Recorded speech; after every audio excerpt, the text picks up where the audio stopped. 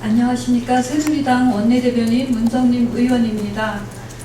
8월 임시국회는 여야가 정쟁보다는 소통과 협력으로 주요 안건 처리에 집중해서 국회 개정 휴업 상태를 막고 국정 안정과 민생 안정을 도모해야만 합니다. 라는 내용과 포함해서 두 건의 현안을 브리핑하겠습니다. 이번 주부터 8월 국회 임시회 주요 안건이 국회에서 다뤄집니다. 8월 임시회 주요 안건은 8월 11일 본회의에서의 세월호 특조위 상임위원 및 국가인권위 비상임위원 선출, 또 8월 11일 운영위에서의 국가인권위원장 인사청문회, 그리고 2014년 회계연도 결산안 처리와 국정감사 실시 계획서 채택 등의 건입니다. 이와 함께 대법관, 중앙선관위원, 복지부 장관 인사청문회 등이 예정되어 있습니다. 그럼에도 불구하고 8월 임시국회는 국정원 해킹 의혹, 선거제도 개편, 노동시장 개혁 등에 따른 여야의 시각차로 벌써부터 8월 임시국회가 개정 휴업하는 것이 아니냐는 국민의 우려가 제기되고 있습니다. 따라서 8월 임시국회는 여야가 정쟁보다는 소통과 협력으로 주요 안건 처리에 집중해서 국정을 안정시키고 민생 안정을 위해서 협력해야만 합니다. 청년 공천 할당제를 들고 나오는 새정치연합은 대다수 청년들이 진정으로 원하는 것이 무엇인지 묻고 싶습니다.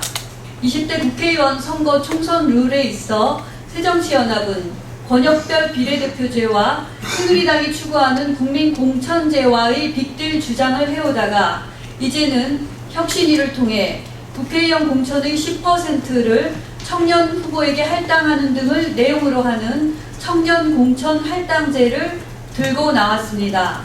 정치에 직접 참여하는 청년들의 숫자를 늘려 청년들의 의사를 정치에 직접 반영하겠다라는 그럴듯한 명분에도 불구하고 그것이 대다수 청년들을 위한 것으로 보이지 않는 이유를 새정치민주연합은 알아야만 합니다. 대다수의 청년들이 졸업을 하고도 취업의 어려움을 호소하는 상황에서 청년 공천 할당제를 들고 나온 새정치연합은 진정으로 청년의 삶을 위하는 것이 아니라 청년의 표를 얻기 위한 것이 아닌가 라고 자문해 보아야만 합니다.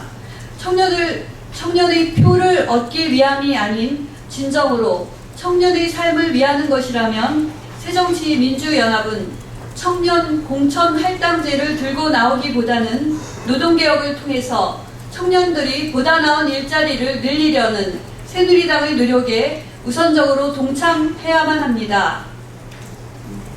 세 번째 내용입니다. 정부의 선택진료비와 상급 병실료 등에 대한 국민의 비급여 부담 감소 정책에 대해 새누리당은 환영의 뜻을 표합니다.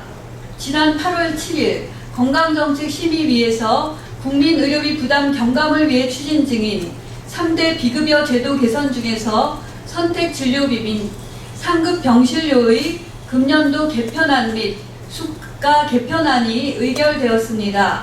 이에 9월부터는 국민의 선택진료비와 상급 병실료 부담이 줄게 됩니다.